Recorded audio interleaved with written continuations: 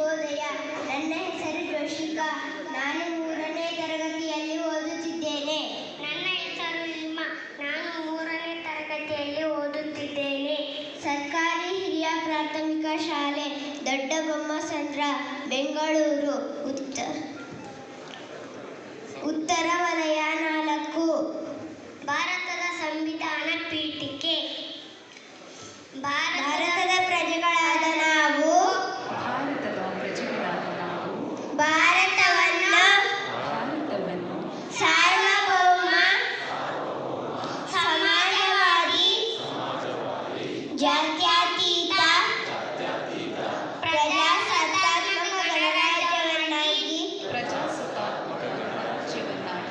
ರೂಪಿಸುವುದಕ್ಕಾಗಿ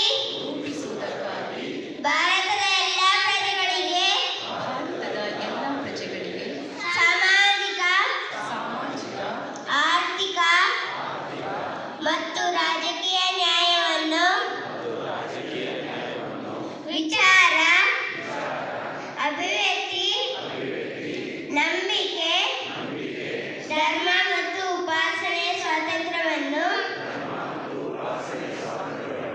ಸ್ಥಾನಮಾನ ಮತ್ತು ಅವಕಾಶಗಳ ಸಮಾನತೆಯನ್ನು ದೊರೆಯುವಂತೆ ಮಾಡುವುದಕ್ಕಾಗಿ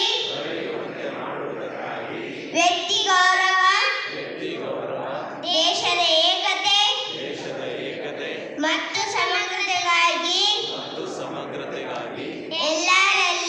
ಎಲ್ಲರಲ್ಲಿ ಭ್ರಾತೃತ್ವ